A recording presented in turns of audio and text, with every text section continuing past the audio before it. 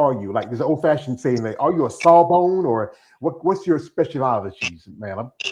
I love this question. Also, thank you for having me on. First off, this is great, especially on Groundhog's Day, even though, it's Groundhog's Day. I'm still going to say it's a holiday and that you're allowing me to be on a holiday. So I feel important. Um, and also for the Valentines, I feel like if we give you guys flowers, would that be like, would you want flowers back? No. No. Something we got to take care and feed. No, we already take care and feed you women. Why we need to know some? My mother used to love her plants. She used to love her gardens. Yeah. You either give us money, give us food, or give us another woman. That's what you get. The choice. All right. Maybe food then. Good. We take that. Chicken and rice, just the standard at this point. But to answer your question, I am a veterinarian and I specialize in zoological animals. So those I still can see cats and dogs and things like that. But at the same time, right now I work at a zoo, and so I see all anything from spiders up to elephants. So anything up in between that and all through. So birds, reptiles, amphibians, insects, mammals, all the things. Not humans though. We don't do that life. I don't want to do that. That's a whole nother. She don't do human guys. No, don't even ask. I've had many people be like, so this, and I'm like, nope, don't show me. I don't want to know. Don't even. Your cat has it all. I'll tell you, but no. Well, that's pretty good. That's pretty special because you know what? With animals, they can't tell you what they're feeling or when it hurts. You just have to really work with your hands, understand it. You can know more from touching animal than you from having somebody tell you what's wrong with them. And my second question is, what got you started in this sport, as I call it, muscle and masculinity? Please share. That's a good question. Gosh, it's kind of multifactorial. So there's so many reasons, but I think it's just the journey of it, right? So I like many people was into sports when I was in high school, and then in college, I initially wanted to go to college for volleyball. I was a state champion in high school, so that was fun, and I was like, oh, this is kind of the path I want to go on. And then I realized that I was leaning a lot more into academics, and I needed to kind of pursue that, and I had a full ride that way. So I was like, okay, so I kind of volleyball and sports fell onto the wayside for me for a bit. Once I got into vet school, I started kind of playing volleyball again, started going back a little bit to the gym, dabbling here and there. But then vet school kind of really took over, especially towards the end when all you're doing is eat, sleep, if you sleep, and work. You're going. And then after vet school, I did more specialty training after that so I could become a zoological veterinarian. And it's also the same. It's eat, sleep, go. And so I kind of felt like once I was out of that, I felt a little lost. I didn't know who I was anymore because all I was a vet. And that was kind of a hard pill to swallow. And so I started to pay. One of my good friends actually told me, he was like, you should pick up things that you used to love to do and just see if you still like to do those things. So I bought a longboard, started doing that again. I got into different craft things. I got into yoga, and then I kind of found my way back into the gym. And then ever since then, I met people at the gym, thought I wanted to get into powerlifting for a while, but then I was like, I don't really like how you train. And so I moseyed back into bodybuilding. And then I met some people that were in the bodybuilding world, and they were like, you should just try it. Just see how it goes. And I was like, I don't know. I don't know if competing is for me. But then I was like, I feel like if you can do it, I can do it. So let's just try. Let's see. And so I found a coach, and after many interviews, it's kind of hard to jump into the bodybuilding world if you don't have a lot of people that are in it. So it was a lot of interviewing a lot of coaches, seeing what fits me, realizing that I should probably interview, because I was initially interviewing a lot of people that were athletes themselves, because I was like, oh, I want to be this person. I want to look like them. I want to do this. And then I was like, I should probably interview their coaches. And so I started talking to their coaches, and I was like, oh, and I found a good fit. And then it kind of just spiraled into it. I was like, let's do it. And I just have continued to love the journey of it and wanted to keep going. So that's kind of how I just tumbled into it. That's pretty interesting. Working and studying is a veterinarian. Then finding bodybuilding because I know quite a few ladies who got into bodybuilding because of athletic backgrounds from track to swimming to gymnastics. Some ladies who got into it because of dealing with some kind of issue, be it domestic, be it mental, sometimes dealing with being overweight. Everybody's story is different, but it's come back saying that bodybuilding, even though it's a very extreme sport, if you look at it, it really brings some benefits to it when it comes to health. You study more understanding the human body and also finding alternative choices when you're eating and dieting. And so what was that? So what was the first division you started out in? Because you say you were started off, you were thinking about doing powerlifting, then you get into bodybuilding. What was the division that you started off first with? I started with wellness. I went wellness all the way. I found a coach and I was like, this is the division I kind of want to do. I really like training this way. I really like the look of it. I like just how I know it sounds a little psychotic, but the amount of leg days, I was like, I could do this. Let's do this.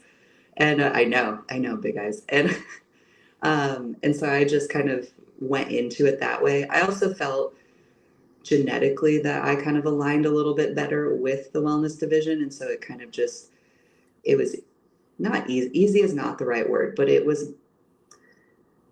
felt better to train that way. And I feel like bodybuilding, competing is really fun, but I think the longevity of it, of actually doing the work of bodybuilding, going to the gym, eating like on point, having kind of a lifestyle change is what keeps me really invested and interested in the sport, because it's something that I enjoy doing. So wellness. That was a long answer to your question. No, that's a decent answer because like everybody's path is different. Like I know quite a few ladies who got into sport because either they choose bikini, which is typical one because it's like a starter division. Know a few ladies back in the day when there was only just women's bodybuilding, and that was a gateway division. And some ladies who got into figure and then went to physique and went to women's bodybuilding. Like one lady I met, Ashley Jones. That's how she started. She was doing figure, then went to physique and women's bodybuilding. It's about what takes you in that path, and also about how your body works with it, how you're built, your genetics. Some women are a little bit more. That's why I think with wellness, that's why the Brazilians do so well because they have some of the more aesthetics. I might say Afro aesthetics, maybe the bigger hips, larger thighs, and a little more, more lower body dominant compared to if you look at some other competitors like in bikini and figure and also other divisions. I know the Brazilians definitely take over the wellness division for sure, or even just the South Americans in general, which is really actually cool to see. And it kind of goes to your point of there is a genetic, component to it because a lot of people are from the same area that are dominating. Not saying that other people can't come in, but it is something interesting. Also, Ashley Jones, can we just say how amazing she looked at Olympia this year? I was impressed, very impressed with her. Well, I can tell you the truth, ma'am. From my experience of Ashley Jones, she is an amazing woman because I got to meet her a while back when I went to Tampa, help out my friend who was running the booth. And that's me there. Yeah, I look like I should be. I'm eating the baby. I'm like that bastard. Yeah, get in me belly. Hmm? It almost looks like you're holding her like a prom picture. You're like, oh yes, together.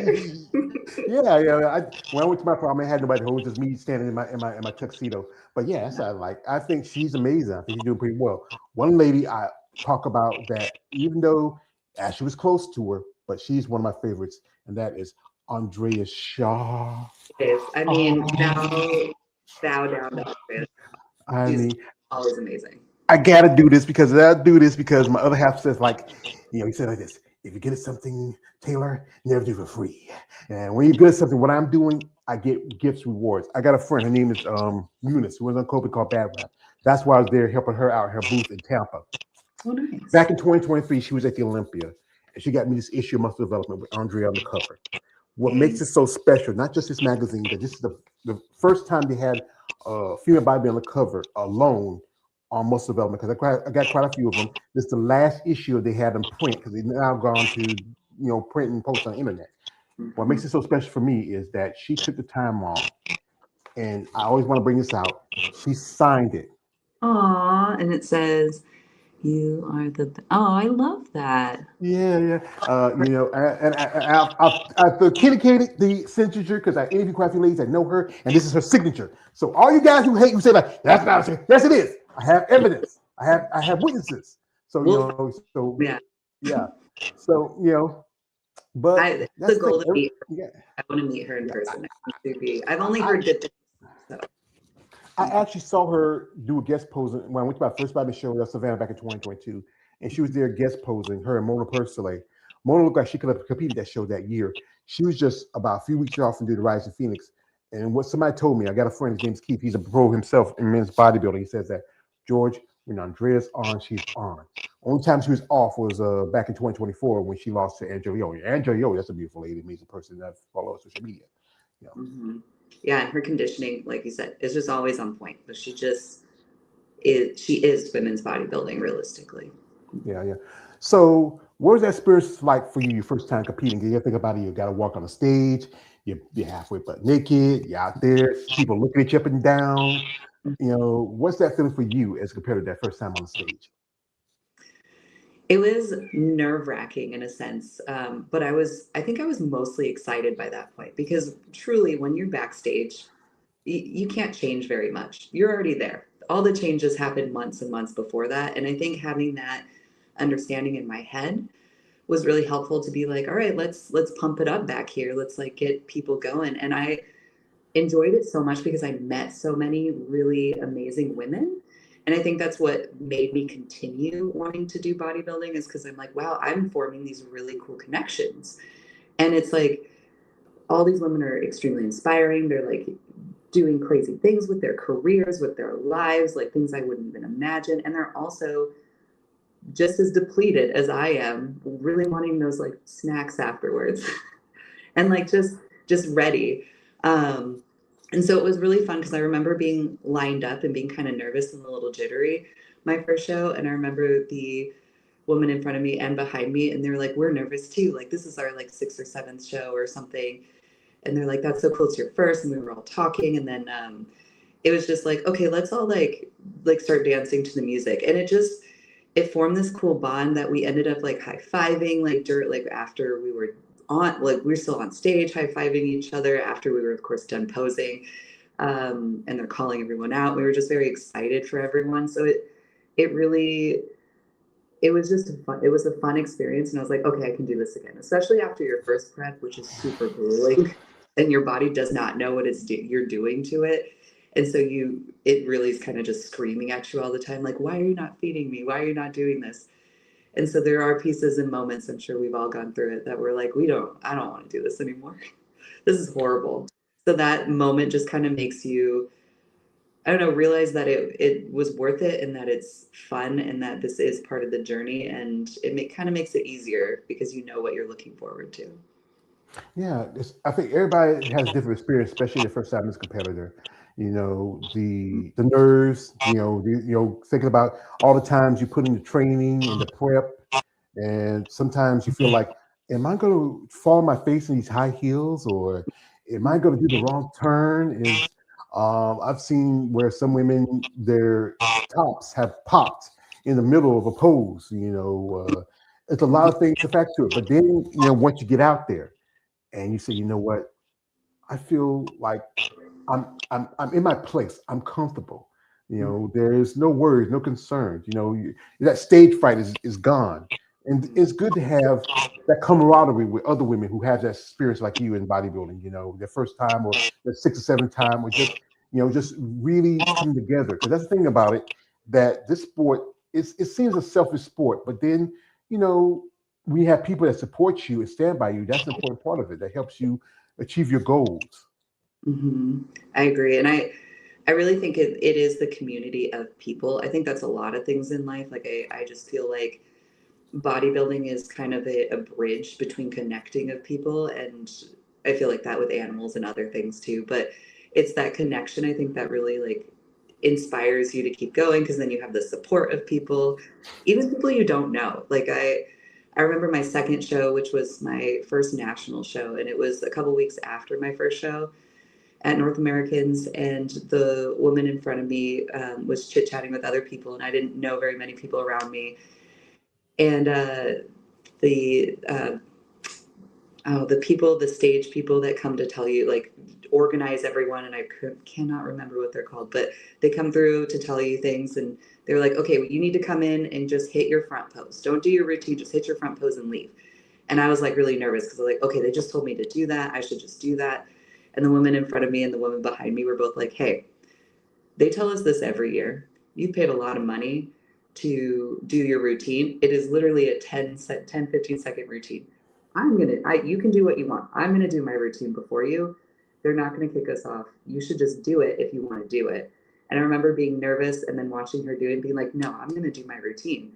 And then after I got off, she high-fived me and she was like, see, that was great, right? And it was just that moment of like, she doesn't know me. She doesn't owe me anything. We're technically competing against each other, but she's still there to support me and make me feel comfortable where I am. And I was like, this is what it should be. And that's kind of why I keep competing, I think. I figure I know the term they call those people, but I forgot it. It's the back of my head. Somebody probably it might expediters. That's what they are. They call it Yeah. expediters. Yeah, Yeah. that's popped in my head. That's I know quite a few bodybuilders do that also in shows, and so other people do it because it's part of the environment of bodybuilding. Because there's a lot of things going on. It's getting hectic. You have to make sure you're like hey, you got to go here, you got a spot here, you got a spot there. It's a lot. We have your comment here. Shout out to my man Tony coming through. He says, "Hi Taylor, would you ever consider moving up to physique in the future?" Ooh, that's a good question. Okay, I love routines. I think they're so, especially the physique routines and open bodybuilding and just watching, like you can get goosebumps when people do really impressive routines because I don't think unless you're into bodybuilding, like how much goes into it. And so once you're in it, you're like, wow, every minute little movement and holding your breath in certain ways is so impressive. And so the physique division and their like routines, like that is my only sadness about wellness is I was like, I want a full routine like that. I don't want to be in heels. I want to be out there doing like to a whole song and really like being artsy and creative and things like that. So that would be kind of the only reason I would consider moving up into physique. But I really love wellness. I love the training. I like the look. I like the journey that I've had with it so far. I like the women I've met in the wellness division. So I'll probably stay in wellness for long term.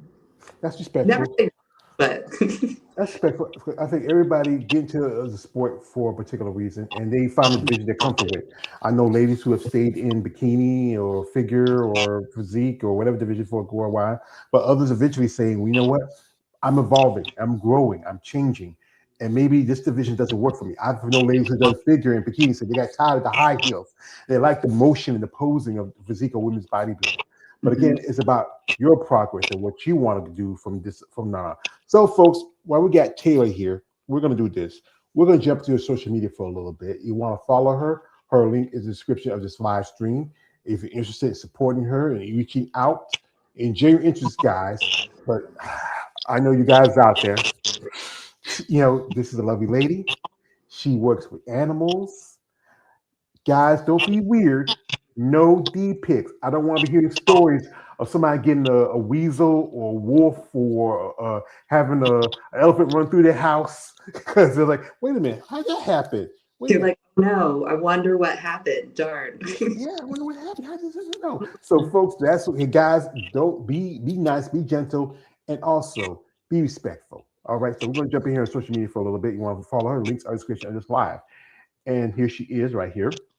And you got your pro card at the 2024 Junior Nats. I know a couple of ladies got their pro cards also at that show that was in Tennessee. Was that a feeling for you when they told you now you're IFBB Pro? Oh my God, it was so real. And I was so upset because I had done North Americans in 2023 and I'd missed my pro card by one like once because I got third and they would give it to the top two. And so I was so upset. But then when I went to junior nationals, it was such a well-run show. Everyone was great. And then just being there and then being able to and fortunate enough to win the overall in my division, it was just, it was surreal because I was like, okay, maybe I can get this pro card this time. I've worked really hard, but then the overall was that next step. And it was really surreal. And I'm really happy that that is how I won my pro card. And it was, like I said, one of the best run shows I've been to and been at. And I would highly recommend it to people. So, yeah.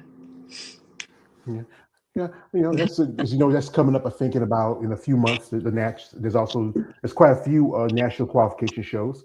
Mhm. I think there's some shows that really work well with somebody's schedule their time. Here she is doing a workout. Here she's posing. She got some great legs and a nice wow. You know, Glutes be uh, popping. hmm? The glutes be popping. We love Yeah, that. be popping. Wow. One of my jobs, I used to work a job where I had seen a lot of ladies glutes as a strip club. And I So seen you've seen some a lot. mean, No. yeah, I seen a lot. I seen a lot. You had some nice ones. And here she is with the animals. Mhm. This you with an elephant. Those are big motherfuckers. They're very big, and I love them. They're one of my favorites. But I will say rhinos are probably my favorite animals. What got you into veterinary? Oh, that's a good question. I did not want to be a vet. Like I have a lot of friends who are veterinarians that wanted to be a veterinarian since they were little kids. And like I thought about it as a kid, but I actually after college had a PhD lined up for parasitology instead. And I was like, oh, maybe I should go do that. But I helped out at a clinic in Belize, and I was helping out with manatees. And I just was like, what if I really like medicine. What if we try to do something helpful with conservation medicine? A little passion um, idea. And so I was like, okay, let's think about vet school. I do have the requirements where we just get a couple more things. And so I applied for vet school, and I fortunately got in, and it's been a up and down, battle of whether at certain times in my life I appreciated it or not. But I think now looking back where I'm at, I was able to get into a job that I love, and I am very fortunate, and I appreciate my hard work that I put into it, and I'm really proud of myself for that. So that's kind of my spill on being a vet. Yeah, I think everybody finds something they have a passion for. And I know I have quite a few ladies who have worked in the medical field, from being nurses to doctors to PAs to Mhm. therapists. Ladies. I interviewed a lady way back who worked as an emergency, as emergency operator Mhm. and a paramedic. And that thing is, this is a thing about loving animals and respecting them. I grew up a country boy. We had cats and dogs, and several other different little animals, and grew up around pigs and chickens. I Love interviewed that. a young lady. She actually grew up on a dairy farm. Mhm. What you That's feel like? Hmm?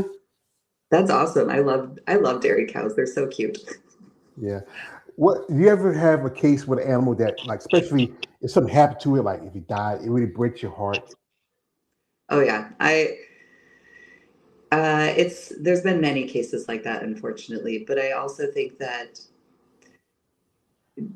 especially with euthanasia, because veterinary medicine, that is something that we do have to grapple with, is actually having that, in a sense, ability to end suffering for animals is such a big, like, not, I guess, burden in a sense, and responsibility to take on, because that is, life, and you are like the ultimate decision maker in that, along with like if you have owners or clients that have certain animals, so they help with that decision, of course, as well. But it is something big that you have to go through, and there's even classes through veterinary medicine, and there's a lot of support groups through veterinary medicine that help support vets that go through that. And so it can be very difficult, but I also look at it as a way of I am able to provide an end to suffering, and it is a tool that I can use when their bodies no longer respond to any of the other tools that we have to give them. And I think in that sense, it has helped me through a lot of euthanasias or deaths. In a sense of that is I did everything I could to help them and give them the best life they could and provide as much pain-free life as possible, if that makes sense. So even though it's really difficult, I do think that I see it as kind of a tool in a sense, if it's needed. So the other aspect of that too is it doesn't become easier. And I think if it ever is easier in the sense of losing patients or euthanizing, then I need to take a break. Then I know I'm burnt out at that point. So that's something that I make sure to clock a little bit in myself every now and then. So. It's like any doctor, you invest a lot in your patients, in their care and well-being, and it's hard to see, them to suffer. And you can do as much as you can, but then you do with here's a pictures here. Wow, These are not animal pictures. Yeah, they're not. I feel like an animal. I feel like a dog. I'm a dog. I'm a dog. Ow, ow, ow, ow. I mean, like I said, ma'am, I'm gonna tell you this, ma'am. I am a Southern gentleman, and it's my pleasure to tell you, you are a beautiful woman. Well, And it's just, I gotta, because right now your doc, I wear my doc holiday. I Days love you that. do. Yeah, Great. you remember he actually was a dentist, but they called him a doctor because back then in those days there wasn't a lot of doctors. That's where the term sawbone came from, because they did a lot of surgery. So he did surgery also. He was a dentist, but also he did doctoring too back in those days. Shout out here. Dentists are definitely doctors. They go through a lot of schooling for that. I don't want to. I pull teeth and that's about it. I'm like, I'll clean them, I'll pull them, that's it. You guys do the rest. Do those root canals. I don't. The mouths are gross. Yeah, I know. But like I said, yeah, he did a lot of doctoring back then because there wasn't many doctors back in those days. So he was the closest thing they had. We have it from a man, Tony. Shout out to man Tony says this. He says, see you in physique would be the dream, but whether you do it or not, your posing is magical. Do you have a posing coach? I do, and I love her. Her name's Ashley. She's great, and I should tag her in something so you guys can see her. But she's definitely. It was funny because she was my initial posing coach for a while, and then I did have a different posing coach who was great as well. But then I came back to her when I switched coaches, and it was this fun little reunion of like it was cool because she remembered everything about me and remembered my little quirks and things. And she's like, I remember you have trouble turning this way. And I'm like, I do. So we're going to work on that. So, but she's great. And also thank you. I have worked very hard at posing. I am not natural in heels by any means. It's not because this is something different you're doing. Because I've talked to ladies from bikini figure competitors who they some of them love their heels, others say they're happy to get those cloud poppers off their feet. I have one tell me a story how one time when her feet was just so tight and sweaty that what she did, she took a air dryer, a blow dryer, and just took it and blew on the straps and got them loose. Got I it loose. remember, yeah, I remember one lady told me a story where sometimes when she does her treadmill, she be doing her in her high heels. That's So amazing. Like, yeah. no, but that's amazing. Yeah, she was so comfortable when she just like got on the treadmill, just walking, like I mean, I was watching this thing was called Blue Doctor. Only strippers run with the high heels on, and prostitutes, but that's a different situation. I mean, they get cool platforms with it, and like I started like cleaning my house in them so I could get more comfortable in them when I first started, and it was like this little kid with like play shoes on, just clunk clunk clunk clunk clunk, and I was like, no one is watching me. I just get to do this in the comfort of my own house, but I need to get comfortable in these. Like I cannot fall on my face. We will not embarrass myself. Lucky you live on your own, because I don't know if I was your man, you come home with those high heels cleaned up. Hey baby, it's time some action. I'll be the boss and you be the maid. Get you nice little maid suit. We have a good time. What's funny too is I feel like we're supposed to have big legs in my division, right? Wellness is the asymmetrical, bigger, lower body. And I feel like heels are supposed to elongate your legs and make them look like thinner and longer. And I'm like, I wish we could just be up there without heels, because then our legs would look massive. Well, the thing I did, that's why it's just, I think it's a criteria of the division, because it wants to separate itself from, because I've seen, there's one lady who I follow, she's a wellness competitor. she almost looks like she could be a women's bodybuilder. How much muscle she has, how much distance she has. Her quads are huge, and Mhm. her development. Like I talk about this on my channel, how divisions are starting to, evolve over time. Like when I was following women's bodybuilding, I was like about in the early '80s. You had people like Rick McLeish, Corey Everson, and also Angela Langer, and then it moved up to people like Carla Dunlap and Linda Murray and Bev Francis, and then you move on up to Kim Zavetsky and Vicky Gates, and and Iris Kyle. Now you have Andrea and Angela and Sarah Vilgas and Natalia Quajo. And if you look at over figure how that evolved from those women to Sid Gillen to who current champion Rhea Gale, and you look at over also at the wellness women now, how they evolved. Here's the thing, bikini wellness, they didn't grow from the other divisions like physique and figure and even fitness. They were kind of brought in. But Mhm. because the training and the dieting and also the practice of the divisions of the sport has changed its look. That's why you got a new division coming up this year. It's going to be fit model. I have nothing against the competitors. I just have an issue where you're bringing in something that's going to end up looking like the division you're supposed to replace. Here we got comment shout to my man DJ Jeff coming through. He says this. He says, shout out to Jeff. Give him what he says. Hey Taylor, I love your smile. Thank you. That's sweet. That's very Also, he says this. He says, George, happy Monday. It's going to be a great day. Thank you, brother. It's starting to melt a little bit of snow. I might go out maybe a couple of days once it gets a little bit more or less snow here in the South. Because you out west, and where are you at? I'm in Portland, Oregon, so I'm out in the rainy area. Although it's been really dry this winter, so we'll see if we get any snow at all. It's Hey, warm you and want? Hey, you want to come take us for snow from North Carolina? We don't want it here.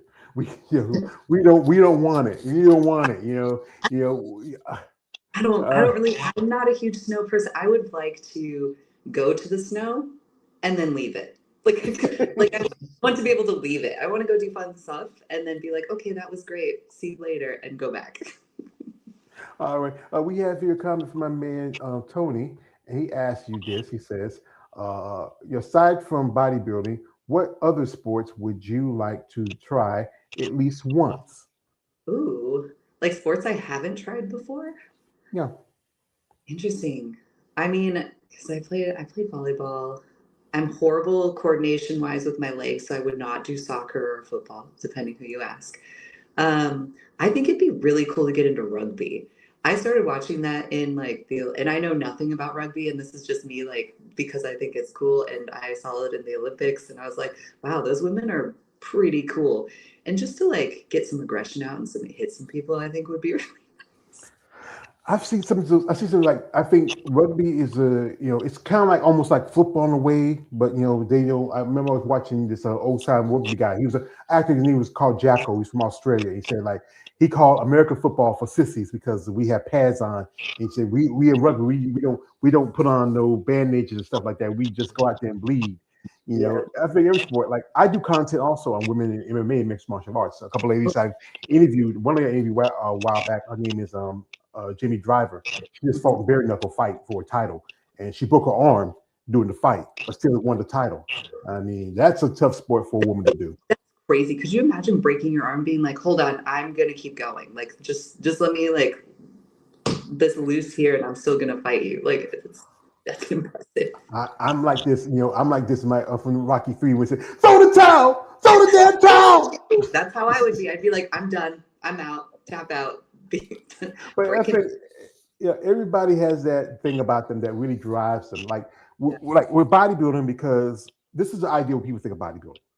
Everyday person think of it. You just popping steroids and you just get big for no damn reason, and then they tell you ladies, hey, you trying to be like a dude because you got all those muscles. I mean, I got muscle. I'm a man. So why you gotta have muscles like a man like me?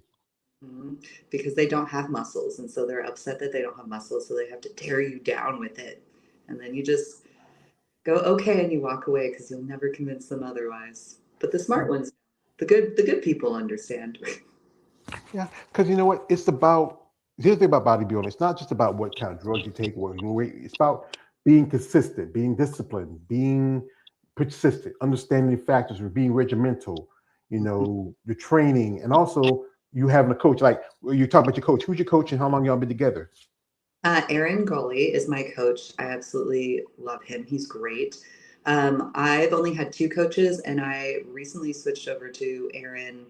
I want to say October, November of this year. So this is like he's figuring out my body, and we're doing a prep now. So like we're very closely working together, and it's been really nice. And I very much highly recommend him and enjoy him.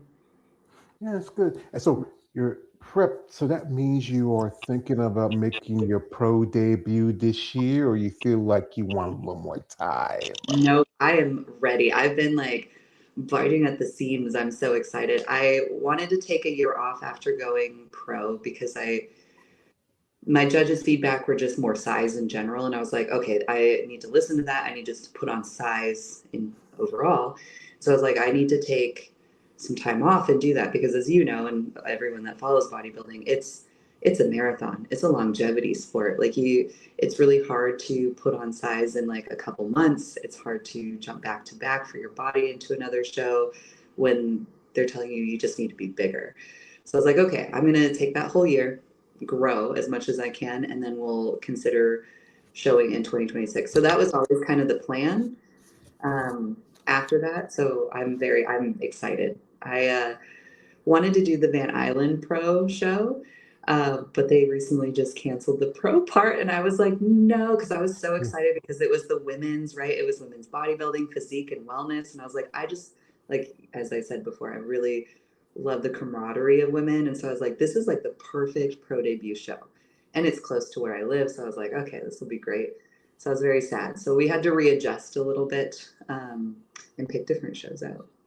Yeah, I know the guy who promotes with Corey, and he really stepped up for a good while. If it was a money situations, recently some promoters have dropped women's bodybuilding from the shows, and with me, that's the vision I'm a fan of. I'm an advocate for those ladies, but also understand more of that. The fact is, it's about a money thing, and I'm from one of my favorite bodybuilders that live around your area, around Washington State, is Eva Montgomery. That's when she made her.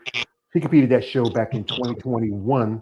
No, Mhm. 2022. 2022, I'll be corrected. And she got Olympic qualification. I'm hoping we might see Eva compete this year. It's been like a few years since she last competed, since Olympia 2022.